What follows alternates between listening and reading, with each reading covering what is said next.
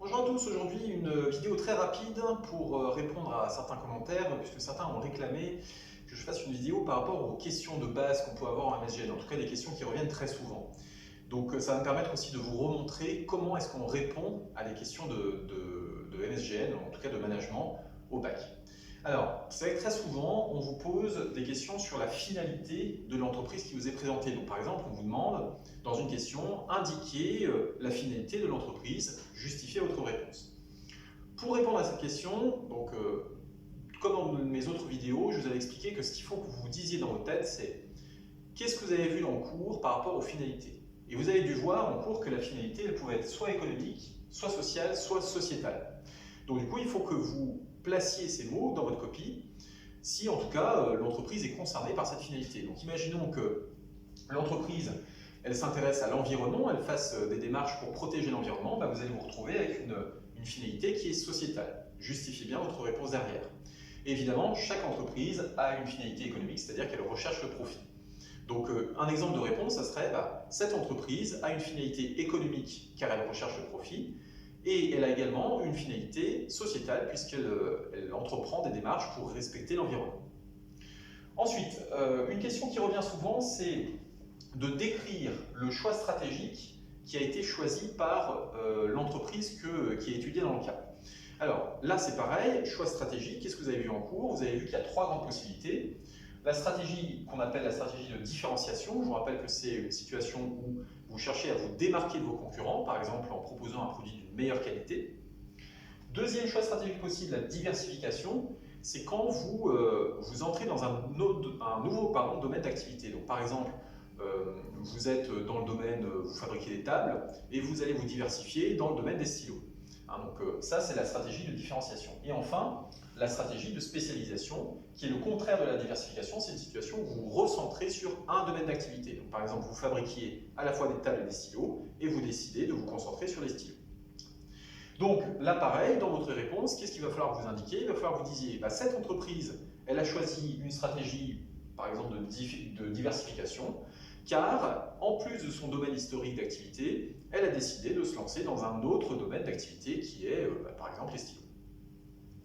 Troisième question qui revient souvent, c'est on vous demande de lister les ressources de l'entreprise. Donc là, c'est pareil, dans le cours, vous avez dû voir que les ressources, elles étaient soit tangibles, soit intangibles. Donc dans votre copie, il faut que ces termes ils apparaissent, il va y avoir des points dessus.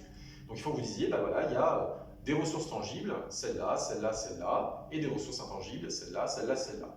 Je vous rappelle qu'il y a des sous-catégories aussi. Par exemple, les ressources tangibles, vous avez par exemple les ressources matérielles, donc les bâtiments, etc. Vous avez les ressources humaines, donc le nombre de salariés, et les ressources financières, c'est-à-dire les sommes d'argent qui sont à disposition de l'entreprise.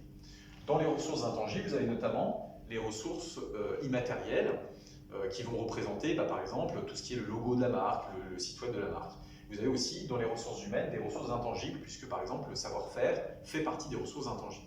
Donc là vous voyez, même démarche, quand on me demande les ressources de l'entreprise, je fais la distinction tangible-intangible et je donne ma réponse. Et puis pour terminer, c'est vrai que parfois on vous demande quelles sont les forces, faiblesses de l'entreprise et quelles sont les opportunités et menaces de l'entreprise. Ça vous avez dû le voir en première, c'est ce qu'on appelle le diagnostic interne et externe de l'organisation. Donc les forces et les faiblesses, c'est quoi? C'est les ressources et les particularités de l'entreprise, les savoir-faire de l'entreprise qui vont représenter un point fort par rapport justement à votre organisation. Donc là, si on vous demande les forces de l'entreprise, il faut que vous regardiez quelles sont les ressources de l'organisation qui constituent pour elle un point fort. Si on vous demande des faiblesses, c'est l'inverse, il faut que vous parliez des ressources de l'entreprise qui sont un point faible pour celle-ci. Et puis attention, donc je vous rappelle qu'on peut vous demander aussi les opportunités et les menaces. Donc les opportunités et les menaces, là c'est le diagnostic externe de l'organisation. Donc là on va vous demander les éléments du micro et du macro-environnement qui représentent soit une opportunité, soit une menace pour l'organisation. Donc pour le micro-environnement, je vous rappelle que c'est les concurrents, les clients, les fournisseurs. Pour le macro-environnement, c'est le modèle Pestel que vous avez dû voir en première. Donc là, vous prenez des éléments du micro et du macro-environnement et vous regardez ce qui constitue une opportunité et une menace. Mais ce que je veux que vous reteniez, c'est que, vous voyez, dans chacune de ces questions-là, il faut que vous fassiez apparaître des mots-clés. Et ces mots-clés, ils viennent d'où? Ils viennent du cours. Vous avez dû voir en cours qu'il y avait la finalité économique, sociale et sociétale. Ces mots-clés, il faut les ressortir dans votre copie. Vous avez vu que les choix stratégiques, il y avait la différenciation, la diversification et la spécialisation. il faut qu'ils apparaissent sur votre copie. C'est là-dessus qu'il y aura des points. Voilà, j'espère que cette vidéo vous aura aidé et aura répondu à votre requête. Et je vous souhaite encore une fois un bon courage pour cette épreuve.